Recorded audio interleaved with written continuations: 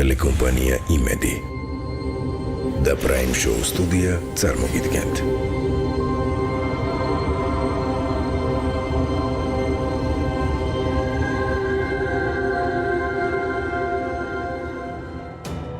ლევან ლელაშვილი, ტელეწამყვანი. მან დეტექტორზე 50 შეკითხვას უპასუხა. აქედან შერჩეულია 21.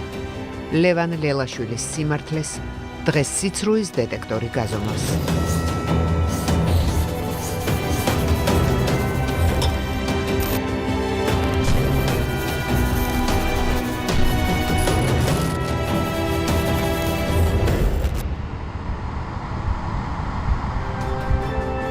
მხოლოდ სიმართლე და არაფერი სიმართლის გარდა.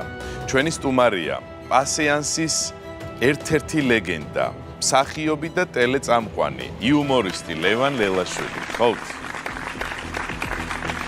იგივე კიჭა. გამარჯობა გიორგი. როგორ ხარ? კარგად, თავად? მადლობა. მიხარია რომ ხარ ჩვენი გადაცემის სტუმარი. გაიხარე. მე გისურვებ წარმატებას, რადგანაც წინ თამაში გველოდება და ბევრი სიმართლის აღიარებაც მოგიწევ.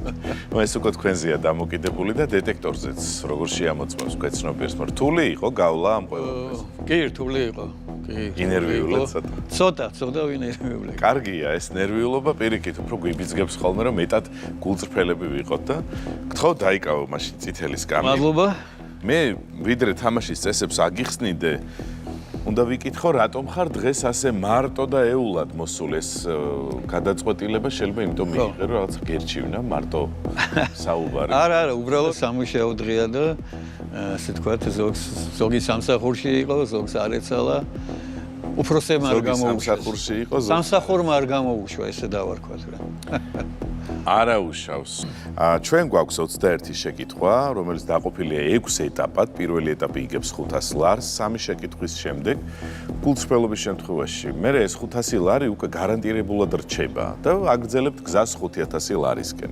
ემატება კიდევ 4 შეკითხვა და ასე შემდეგ. მოკლედ თუ კონკრეტულ თანხას მოიგებთ, მე თქვენი გადასაწყვეტი იქნება დაიტოვებთ ამ თანხას თუ გავაგრძელებთ ამერს და სვლას 100000 ლარისკენ. მე ახლა მინდა პირდაპირ დავიწყოთ საუბარი ვიდრე ესე სათამაშო შეკითხვებს დაგისვამდეთ და თქვენ ძალიან დიდი გზა გაქვთ გავლილი ქართულ ტელევიზიაში. თქვენ იყავით ჩვენი თაობისთვის განსაკუთრებით და ნუ მაშინ ყველა თაობისთვის გამორჩეული ადამიანები, მსახიობები, იუმორისტები, რომლებიც ქმნიდით ისეთ პროდუქტს, ახალისებდა ყველაზე რთულ მდგომარეობაში მცხოვრებ ქართულ ხალხს. 90-იანი წლები იყო და ეს თქვენი იუმორი იყო ნათელი წერტილი ამ სიბნელეში, მაშინდელ უშუქობაში და მოკლედ აი ბევრი რო არ ვილაპარაკო. ეხა როგორ მოხდა ეს, როგორ შეიქმნა ეს პასეანსი და ვისი იდეა იყო, რატო ერქვა პასეანსი? პასეანსი, ანუ პაროდიული სეანსი.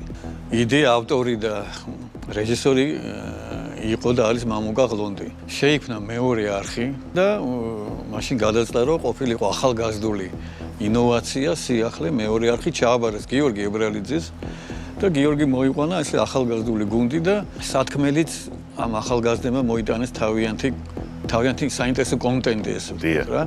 როგორც მუსიკალური, ასე გასართობი სხვადასხვა ჟანრი იყო. აი რა ითქვა პირველი, რომ აი როგორი უნდა ყოფილიყო? თავარი რაც პირველი იყო, ეს იყო სერგი გვარჯელაძეს ახალი ფორმატი. წაყვანის. ანუ მაშინ უბრალოდ დიქტორი იყო, გესმის, რომელიც კითხულობდა ბადეს, ასე თქვა და გვარჯელაძე იყო უკვე წამყვანი.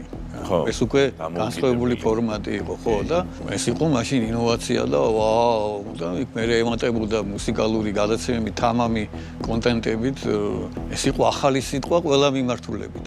გადაცემების კი ესეთი იყო, რომელიც არ გასულა მანამდე იმ ფორმატებით და ჟანრებით. მაშინ მე ახლა დავსვამ ბარემ პირველივე შეკითხვას. მოვიპოვებ თქვენს პასუხს და შემდეგ გააგრძელებთ მოყოლას, აი ზუსტად ამ ამბავზე მაქვს პირველი კითხვა. ყურადღება პირველი შეკითხვა ლევანს. პასეანსი უკვდავია? დიახ. ეს პასუხი არის სიმართლე. ეს შეკითხვა თქვენ მიმართ იყო დასმული და თქვენ ასე მიგაჩნიეთ, რომ პასიანსი უკვდავია, მაგრამ თქვენ გარდა ჩვენც მიგვაჩნია, რომ ნამდვილად უკვდავია. ხო და ქვეცნობიერიც ესე ქვეცნობიერმაც დაამტკიცა. კი. პასიანსი, როგორი გუნდი იყავით, როგორ ქმნიდით იმ რაღაცებს, რაც მაშინ ალბათ ძალიან აქტუალური იყო, იუმორს გულისხმობ რა, რაზე იდგა თქვენი იუმორი? ჩვენ მამუკა უკვე გვიცნობ, ჩვენ გუნდს იცნობდა რა გუნდი ვართ. როდესაც ჩავაბარე პოლიტექნიკურ ინსტიტუტში, მესამე კურსზე მოხვდი ტექნიკურ უნივერსიტეტთან არსებული მოყვარულთა თეატრი მოდი ნახე, რომელიც ეხლაც არსებობს. და უკვე იყო იქ ცუცა, ჯინომერი დაგვემატა, ალეკო იყო თეთრაშვილი. ცხონებული ალეკო თეთრაშვილი ახლახანს გარდაიცვალა და ძალიან გული დავწყვიტა. მადლობა. მამუკა არქიტექტურის ფაკულტეტის სტუდენტი იყო და ინსტიტუტში ტარდებოდა ოლიმპიადები თვითშემოქმედებით. და იქიდან გაგვიცნო მამუკამ თეატრიდან, ოლიმპიადებიდან გვიცნობდა ჩვენ ყველას უკვე როგორც მსახიობებს, ასე თქვა, თავიანთი როლებით. და როდესაც აი ამ მეორე არხზე გადაწყვიტა, რომ შეექმნა რაღაც იუმორისტული გადაცემა, მამუკამ თვითონ აიღო და რაღაც ექსპერიმენტი იყო. ჩვენც არ ვიცოდით რა გამოვიდოდა. და მე სტუდიაში კასტინგი მოვაწყო და წამყვანი ხან ვინ უნდა ხან ვინ და ბოლოს აღმოჩნდა რომ ჩემმა კანდიდატურამ გაიმარჯვა და ჩავწერეთ ანუ თავიდან თუ პირველ გადაცემას ნახავთ ეს არის საინფორმაციო გადაცემის პაროდია. აი სიუჟეტების სტუმარი, გარე სიუჟეტების შიგნით სტუმარი და რაღაცა ესეთი იყო რა. ხო, თავიდან და მერე დაემატა უფრო გარეთ გასვლების მუსიკალური პაროდიები, ფარული კამერა და სხვადასხვა ჟანრები მერე დაემატა. ეს მერვე კლასელო და რაღაცა. მერვე კლასელო ყიფშის ქუჩა. ხო, და თავიდან იყო ეს სტუდიური მოამბის პაროდია, ну ესე ვთქვათ რა, მოკლედ. რა გამოვიდოდა არ ვიცოდით. და მამუკამ პირველი, მე მგონი 5-6 გადაცემა ავტორი და რეჟისორი არ წერდა მამუკა გლონი. მარტო მონაწილეობდნენ, იმიტომ რომ არ ვიცოდით რა იქნებოდა ხდები. გაამართლა და შემდეგ ნელ-ნელა აგორდა და გახურდა. და ამ გუნდში თქვენ განსაკუთრებული ადგილი გეჭირათ. იმდენად რომ ესე იგი მე ზედმეტ სახელიც გაქვთ, რომელთაც გიცნობ მთელი საქართველო და მე ხელ მეორე შეკითხვას დავსვა. ყურადღება. აჰა, შეკითხვა. მეც სახელი კიჭა თქვენი სავიზიტო ბარათია? კი. კი. ეს პასუხი არის სიმართლე. სიმართლე ყოფილი. ხო, სიმართლე იქნება, იმიტომ რომ რატო კიჭა, რო ვიკითხო? ხო, ნუ კიჭა. მაინც ვიკითხავ. ხო, ნუ ეს პაროლმა ჯგუფელმა შევარქვა, გოგო, ჯგუფელები მოდიოდი ბიჭები და შეხვდა ნანა მიქავა და უია როგორ გეხარო ჩემი ძმისშვილი ისიც კიჭა არისო და ამათ ჯგუფელებს მეტი ხوار უნდა კიჭა დაგიძახა და ნუ ესე აგორდა კიჭა ლექტორებიც კიჭას მეძახდნენ პროლექტორიც ცა როგორც ხო ეს ასე თქვა როგორ შემერქვა და შემდეგ უკვე როცა ესე იგი გადაცემა გახურდა და პოპულარულები გავხდით ხო იცი ხა ინსპექტორი არ გაჩერებდა გიშვებდა და სხვადასხვა პლუსები ასე თქვა რა ხო და ნუ ეხლა მაგაცები რო უყურებდნენ ამას გვერდში აუ შენი კასკა უნდა გავიკეთო შენი ნიღაბი უნდა ჩამოვასხმევინო რა ნუ ყველა კარები ღია იყო ხო ჩვენთვის და აქედან გამომდინარე რა თქმა უნდა სავიზიტო ბარათი იყო და არის და ეს კბილები გახდათ კიჭა სახელი გახდათ თქვენი ასე ვთქვათ დამახასიათებელი ხო სახასიათო გადაცემა იყო წამყვანებიც სახიბებიც სახასიათობები ყავს და სახელიც სახასიათოა და კარგად ჩაჯდა რა ერთი ძალიან საყვარელი ადამიანი მინდა რომ მოვიხმო ახლა ძალიან შორეული კონტინენტიდან მოკლედ სამწუხაროდ ის აქ ვერ შემოვა სტუდიაში ფიზიკურად მაგრამ სამაგეროდ ვიდეო შეკითხვით შემოგვერდება ძალიან უცნაურ კითხვას დასვამს და მე ვფიქრობ მაყურებელი ახლა დაიბნება ასე რომ ყურადღება ეკრანზე ყურადღებას უთმობთ ცუც საკაპანაც აბა მოგესალმები გიორგი მოგესალმები კიჭა ლევან მივესალმები ჩვენს არაჩვეულებრივ მაყურებელს. ლევან, ერთი კითხვა მინდა დაგისვა. აბა. როცა სხვა ქალს ხელის თხოვე, გახსოვდა რომ ჩემზე იყავი დაქორწინებული? ჰა?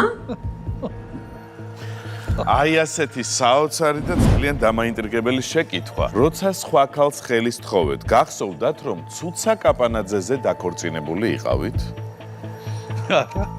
არა. არა. ეს პასუხი არის ვაიმე. რა სიტყვის ახლა ქვეცნობიერი. სიმართლე. სიმართლე ყოფილი. საუბარია თქვენს როგორც რაღაცა სატელევიზიო პერსონაჟების რამე ქორწინებაზე, სიუჟეტურად თუ მართლა ქორწინებაში იყავთ? გეტყვით, ეს ყველაფერი პასიანსამდეა. პასიანსი ეთერში გავიდა 92-ში, 13 აპრილს. ეს ყველაფერი მანამდე ხდება. ანუ ისტორია ასეთია, ჩვენ GPS თეატრში ვართ. მე ცუცანო. და ეს არის 99 წელი ალბათ. და მაშინ არსებობდა თბილისში ჩაწერის ინსტიტუტი. თუ გახსოვთ. ანუ თუ რაიონიდან იყავი და თბილისში უნდა გეცხოვრა, ბინა გიყიდა. ჩაწერის გარეშე ვერ იცხოვრობ. ჩაწერის გარეშე ვერ იყიდი ბინას, ხო და ცუცამ სოლაკში იყიდა რაღაცა პატარა. ერთ ოთახიანი ბინა და გეხვეწებიო ისა რა ქვია. მოვაწეროთ ხელიო, სხვანაირად არ გამოდისო. კი, მე უთხარი ცუცა. მაშინ არ საცოლი მყავდა. არც ვიყავი შეყვარებული და კი რაზეა ცუცა მე ხა.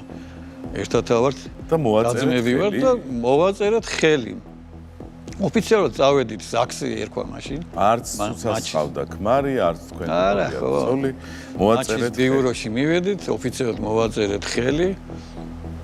ბეჯვარეები, თავის ბეჭდების გაკეთებით, ყვავილებით. თაწმინდაზე რესტორანში კეიფი და ოფიციალურად ხო, ანუ ერთად არ გიცხოვრიათ, მე ბარემ არა ესეთი პატარა ბინა ქონდა, ერთი კაცი ეტევდა მარტოს. გავიდა ეს რაღაცა ერთი წელი და მოგეთყავს შეყვარებული დღევანდელი ჩემი მეუღლე ეკა ჯიბლაძე, უნდა დავქორწინდეთ მე და ეკა, მოვიდა დრო და მივადექი ცუცას და აბა, ცუცა მე უთხარი, ეხლა უნდა როგორც მოვაწერეთ, ისე უნდა გავაწეროთ ხელი. დროა, დრო. ანუ ესე იგი, ეკა რომ გაიცანით, ხელი თხოვეთ და ეკა რომ გავიცანით, ხო, რა თქმა უნდა, ცუცა ჩემი ცოლი ოფიციალურად და ეკას რო სიყვარულში გამოვტყიდა და ხელი ვთხოვე, არ მახსოვდა რა თქმა უნდა, რომ ცუცა იყო ჩემი ცოლი, ხო. ეკამ როდის გაიგო ეს ამბავი? გვიან. რო განქორწინდით შენ და ცუცა, თქვენ და ხო, ალბათ მაშინ ეხა კი აღარ მახსოვს. მაგრამ ნუ იცოდა რომ არაფორმალურად ჰქონდა ჩვენ ეს. რა თქმა უნდა, ანუ გაუგებრობა არ იქნება. ხო და თვითონ აი მაგარი ცირკი იყო, თვითონ როცა განქორწინებაზე წავედით, ოფიციალურად უკვე მე და ცუცა შევიკრიბეთ და მიდივართ მაჩის ბიუროში, როცა ხელი უნდა გავაწეროთ და აი თურმე თავის წესრებია. ესე ადვილად შეიძლება გითხრან რომ არა, რა ქვია. ან 6 თვე გადაგივადეთ, მოიფიქრეთ, შანსი უნდა მოგცეთ. დაგვარიგეს, რომ რა უნდა ითქვას, ნუ. ხო და ქალისთვის ადვილი ახლა კაცზე, რომ თქვათ, დებოშტე ხავს, თვრალია, მირტყავს, ხო და ახლა ქალზე მე რა ვთქვა, კაი ის იტყვის, მე რა ვთქვა ახლა, ცუცაზე რა უნდა ვთქვა, ნუ ხალატი ვერ შევკადრებ. ვერ აკადრებ. ხო, ვერ ვაკადრებ და აი რა და მითხრეს, ვიღაცა მითხრა, რომ თუ მაგრა ხრინავსო, ეგო მოსულავ რა. და წავედით მაჩის ბიუროში. შევედით ეს ქალი გაოგნებული გვიყურეს, აბა მოყევით, რა რატო იყრებით? ნუ ცუცა მოყვარო, აი ესე მთელი დღე ლოთობს, მოყავს მაგაცები, ბოთლები, გიტარა, აქვე სვება, თავში მიტყავს. აი კიდე მაგაცები, მეჩხუბებია, აი ჰუი მოგლეთ რაღაცა და ამა თქვენ რატო და მეც უნდა თქვი ხრინავს რა ვიცი ამი რაღაცა და მოკლედ ზანა ეს ძივართ ეს ერთმანეთს ლანძღავთ რა და ნუ კაიო ქალმა კაიო მოგიწერთ ხელს მოვაწერე თქვენს ხელი ვახავ და მომცა ეს ფურცელი მოვაწერე ხელი და გაუწოდე ფურცელი და მივაწოდე პასტოროს უცამაც დააგვირგვინოს და ცუცარის ცუცა კაპანაძე მოკიდა ამ ჩემ პასტას ხელი და გადააგდო იქით და სხვა პასტა იყო იმით მოვაწერა და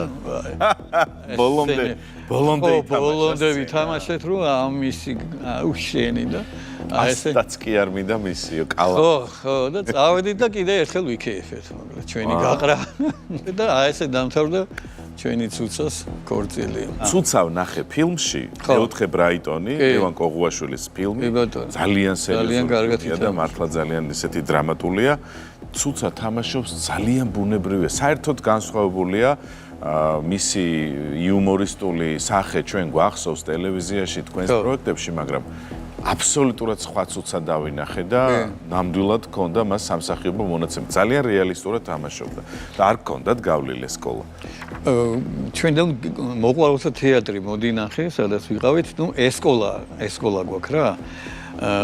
პასიანსის დროს კი ჰქონდა მე და ცუცას ვითომ ცდელობა, რომ ხوار ჩაგვებარებინა თეატრულ ინსტიტუტში, ყველა ასე ვთქვათ, მოყვარულ მსახიობს ეთყობა უჩდება ეს ამბიცია, რომ ხო არ აიწიოს ასე ვთქვათ, რანგი თუ რა დავარქვათ.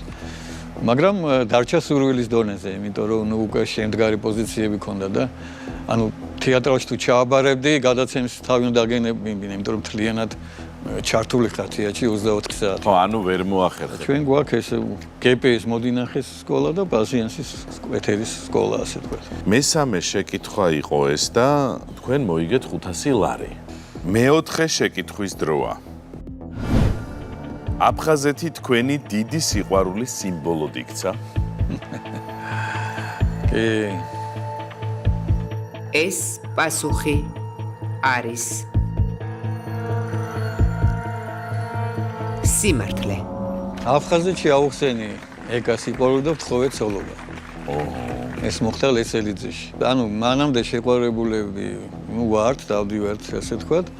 და ტექნიკური უნივერსიტეტის ზაფხულში სტუდენტებს აგზავნიდან ბანაკი თუ რა დავარქვათ, არ ვიცი რა, საზაფხულო დასასვენებლად სხვადასხვა ლოკაციებზე და იმ წელს იყო ლესელიძეში სპორტ ბაზა იყო, მე მგონი, დიდი სპორტ ბაზა და იქ გააგზავნა სტუდენტები. გავიგე მე რომ ეკა ჩადიოდა და ჩავადექით მე და ჩემი მეგობარი.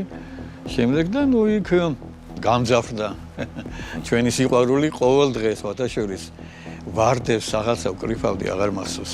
მესამე სართულზე ცხოვრობდნენ ესენი გოგოები ერთ დიდ ოთახში. ვიპარებოდი მაღლა, ესე იგი აიმნებიდან აიმანზე გადავდიოდი და ამათ ეკას ეძინა ფანჯარასთან ვიცოდი და იქ ჩუმად ვარდებს ბალისე უწყობდი და ესე 1-2-3 დღე გრძელდებოდა და მეოთხე დღეს კიდე ერთხელ რა ვიპარე და დავაწყე ვარდები. თურმე ადგილები შეუცვლიათ იმ ღამეს გოგოებს და სხვა ხო ქეფხიშვილმა მაიკო შეგეშალა კი ჭაბალიში და მოკლედ ასე ვთქვათ ლესელიძეში კაი დრო გავატარეთ და ერთ-ერთ საღამოს აივანზე თხოვე ხელი ასე ვთქვათ და მივიღე თანხმობა და რა თქმა უნდა აფხაზეთი განსაკუთრებული იყო თქვენი სიყვარული, იმიტომ რომ ეს განვითარდა აფხაზეთში. კი ბატონო და ამას უნდა დავამატოთ ის, რომ მამაჩემი ხელბურთის მწვრთნელი იყო, მეორე მწვრთნელი ქარიშხალასი და პირველი კლასიდან დავყავდით მე და ჩემი ძმა ამ სპორტ ბაზაში 10 წელი, ეს ჩემთვის იყო სახლივით. ყველაზე კარგი მოგონებები ჩემთვის ლესელიძეა. რამდენი შვილი გყავთ თქვენ და ეკას? ხო, 2 ბიჭი გვყავს. გემდე ერთად ცხოვრობთ? კი. არა, ბავშვები უკვე აღარ დაფრთხიანდნენ. დიდებია. ნიკა და ლუკა, ხო 23. ბაბუა ხო არ გახდით? 33-ის კი არის უფროსი ნიკა, უმცროსი 28 არის ლუკა. ნიკას ხავს ლუკას საცოლე და დღეს ხვალ და მოკლედ ეგ ამბები წინ გველის. წარმატებას გისურვებთ. მადლობა. ცხოვრებაში ბევრს, ბედნიერებას და თან ასევე ძალიან კარგი იქნება თუ ჩახვალთ აფხაზეთში მალე და დავბრუნდებით იქ და იქ გაიხსენებთ თქვენ სასიყვარულო დღეებს და ალბათ იქნება ეს ყველაფერი. პირველი ჩავა ლესელიძეში რა თქმა უნდა. მეხუთე შეკითხვა. პასიანსის გამო პანაშვიდებზე სიარული შეწყვიტე? კი. ეს პასუხი არის სიმართლე. პანაშვიდებზე შევწყვიტეთ ერთად სიარული, თორე პანაშვიდზე არ შევწყვეტია სიარული, ხო? მოკლედ ისტორია ის არის, რომ როცა უკვე ჩვენ სკეჩებში ალიკო და ცუცა გახდნენ ცოლქმარი და სკეჩები აგორდა, გახუდა და ძალიან საყვარელი წყვილი გახდა. მაშინ დაემთხვა რომ მეგობარს გარდაეცვალა მამა და წავედით პანაშვიდზე, ახლა როგორც დავდიოდით, ისე წავედით და წინ შევიდა ცუცა, მიყვება ალიკო და მე წარმოიდგინეთ, ცუცა და ალიკო და გახურებული ეს სკეჩი რა, რომ ერთმანეს უტყავენ და ეს იქ ხარხარი ატყდა გიორგი. ხარხარი ატყდა, ესე იგი ყველა ჭირისუფალი ერთმანეთს ასკდებოდა რა. ჩვენ ესეთ გაოგნებული სახეებით გესმის, ეს ჩვენთვის შოკი იყო, ეს პირველად მოხდა ესე და გაგონილის რო არა გაგხვდები და ესე რა ვიცი ბის ბრაუზე წრე დავარტყი და გამოვედით. უკან და იმის მერე გადავწყვიტეთ რომ ერთად არ გვევლო რა, ესე ცალსაგე დავდიოდით. რა დააშავა მიცვალებულმა ხო? რა ვიცი, მხიარული პანაშვიდი ხო? მხიარული პანაშვიდები. ეს კომიკოსების ბედი არის საერთოდ და ადრე განსაკუთრებულად, იმიტომ რომ ახლა მაინც ხალხი უფრო მიჩვეულია, ყველა ფეხის ნაბიჯზე ყველას გაჯეტი აქვს და უკვე შეჩვეული გაქვს თვალი და რო ნახო სადმე შეიძლება არ მაშინ ერთადერთი იყო ტელევიზია, რასაც ასე სახლებში ხო, უყურე რა თქმა უნდა, გადაცემაზე დროს რომ მოვიდოდა გრაფიკით შუქი და მე თქვენ რო გიყურებდით, ეს იყო ერთადერთი ნათელი წერტილი ქვეყანაში. ვერ დავდიოდით, რა ქვია, ეკა მე ერთად თქვა ბაზარში ან მივდიოდით ან სავაჭრო ცენტრებში მაშინ რაც იყო და ერთი-ორჯერ ერთად რო წავედით, პასიენსი კიჭაიჭებს და ნუ მე უკვე გაუსაძლისი გახდა და მარტო დადიოდა ეკა რა, ერთად ვეღარ დავდიოდით. თაყვანისმცემლებზე ვსაუბრობთ ახლა ჩვენ და ესეთი ძალიან ბევრი თაყვანისმცემელი ყავდათ პასიენსელებს.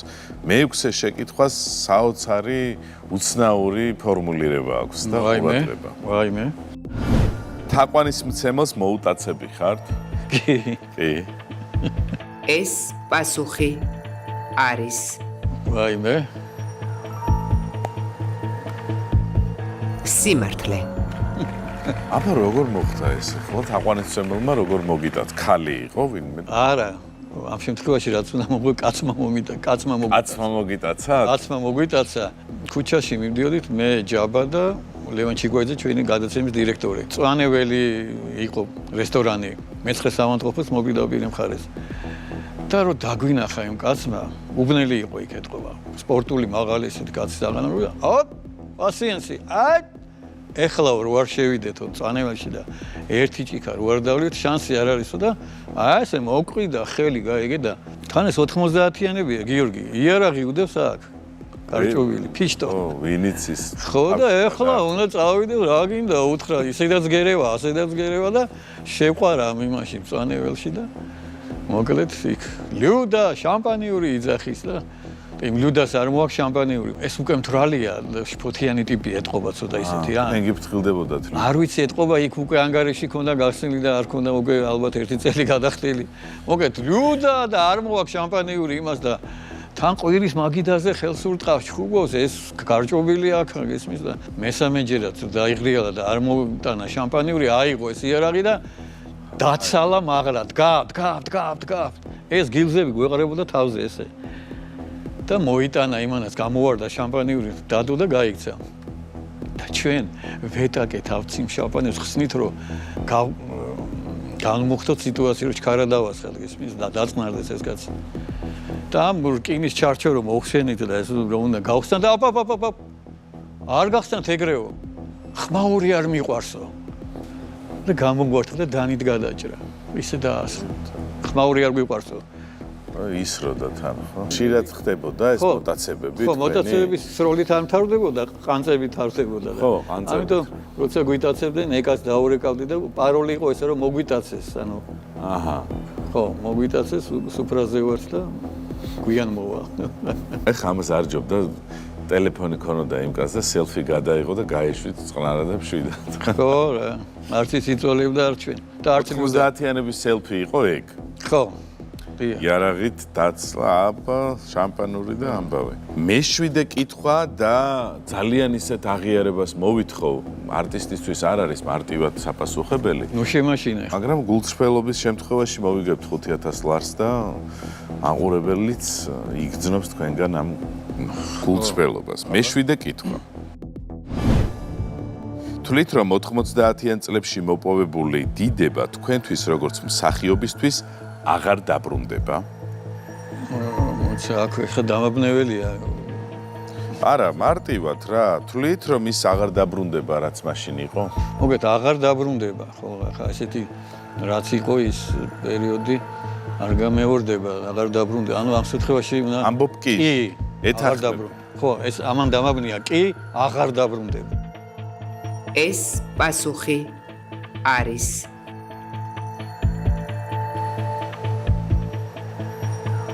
ბანერვიულებენ. არა, შუქის მოსვლას რო ველოდებოდით 90-იანში. აი ესე ველოდებით ეხლა დეტექტორს. სიმართლე. ილოცავთ. თქვენ მოიგეთ 5000 ლარი. მეორე ეტაპი გადავლახეთ უკვე. ეს მორჩა პირველი ეტაპი? კი. რატომ აღარ გაქვთ ის დიდება, რაც ადრე გქონდათ? ვინ ჩაანაცვლათ? თუ ჩაანაცვლა კი ვინმე, პასიანსის ის იუმორი. ანუ თქვენთვის შემდეგ გამოჩნდნენ ის თაობები, რომლებიც ისეთ იუმორს ქმნიდნენ, რომ თქვენ გჯობდნენ და ტარს უკრავდით და მოგწონდათ. თუ პირიქით კრიტიკულად უყურებდით, თქვენ აღარ ხართ ეკრანზე წლებია, რას აკეთებს დღეს კიჭა? მაყურებელს აინტერესებს. ხო, ის დიდება, რა თქმა უნდა, აღარ დაბრუნდება ამაზე თქვით ჩვენ, რაც შეეხება სხვა გადაცემებს, რომელიც შემდგომში გამოვიდა, ხო? ну ეხლა ეს მაყურებელმა უნდა გადაწყვიტოს. პირადად მე არ მაქვს ესეთი დამოკიდებულება, რომ რაღაცა შეჯიბრებითობა დავარქვათ ამას. ყველამ თავისი კვალიტატოა რა. რაღაცა იწყება, რაღაცა თავდება აუცილებლად, ხო, ეს უნდა მოხდეს. ძველი თაობა მიდის, ახალი თაობა მოვა. მაგრამ ხო შეიძლება რომ დღეს რო ვიხსენებთ იმას, რასაც თქვენ ქმნიდით, იმდენად დაუვიწყარია, რომ ხანდახან მგონია, რომ ამის ვერაზროს ვერაფერი ვერ შეცდოს. ხო, ну იცი, ის ფოკუსიც არის, რომ იყო ანუ უყურეთ 92-ში გავიდა. მოთხოვნა მაყურებლის არის, რომ საბჭოთა კავშირი დავტოვეთ და ახალი ქართული ყველაფერი ახალი უნდა გაკეთდეს და ტელევიზიას ჩვენი და დამოუკიდებელი გადაცემების და ეს მოთხოვნა, რომ აი ვიწყებთ ახალ ეპოქა იწყება ახალი და შენი სათავეში ხარ გესმის? პირველი გადაცემა და ეს როგორც პირველი სიყვარულია, თქვა არ გავიწყდება მესამე 4 წელი ყავს, მაგრამ პირველი არ გავიწყდება. ხტები რაღაც ეს ფოკუსია. განსხვავებული იყო, ახალი იყო, პირველი იყო. და რატომ თვლით, რომ აღარ დაბრუნდება ეს დიდება? როგორ გითხრათ რა, როგორც ბიტლსები იყო და აღარ არის, ივერია იყო და აღარ არის, ხო რაღაცა დინამო იყო და აღარ არის, აი აღარ გამეორდება რა. პასიანსი ხარ. იყო კიჭილიქი ჰქონდა. გიგაჩნია თუ არა, რომ აი ესეთი ლეგენდა დატოვეთ თქვენს სატელევიზიო. ну ხო, პრინციპში ხო.